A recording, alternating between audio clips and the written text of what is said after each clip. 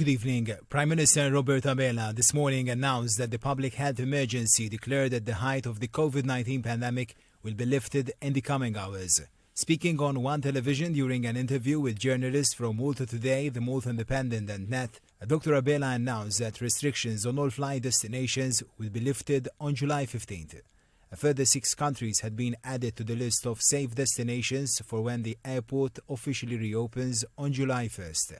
Italy, France, Poland, Spain, Croatia and Greece will all be added to the list, although restrictions on flights from certain regions in France, Spain and Italy would apply. Dr. Abela said the lifting of the public health emergency would see all remaining legal notices related to COVID restrictions being lifted. The Prime Minister confirmed this also meant restrictions on gatherings of over 75 people would also be lifted. Asked whether the lifting of the public health emergency would impact the use of face masks, Dr. Abela said their use was always based on public health guidelines rather than any legal obligation to wear them. The Prime Minister said it would be good to keep following these guidelines, which would be reviewed if necessary. He hit out at those who continue to scaremonger about the pandemic. He said Malta's brilliant handling of the health emergency had been recognized by all.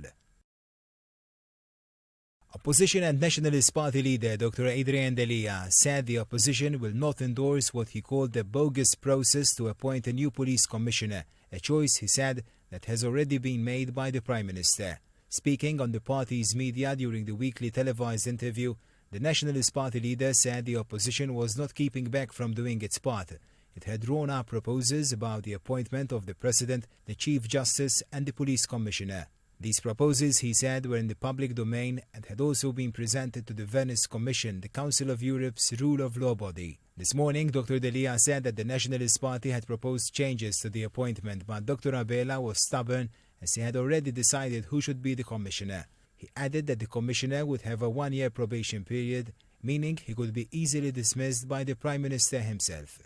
Meanwhile, the opposition, he said, was expected to grill the proposed commissioner with questions that had to be submitted in writing beforehand. 3 new cases of COVID-19 were registered in the last 24 hours, bringing the number of active cases to 37. 2 new recoveries were also recorded. The update was published on the Health Ministry's Facebook. The cases were registered after a total of 1,300 swab tests were carried out. Health authorities said the new cases form part of a 17-patient cluster which was registered in the past few days.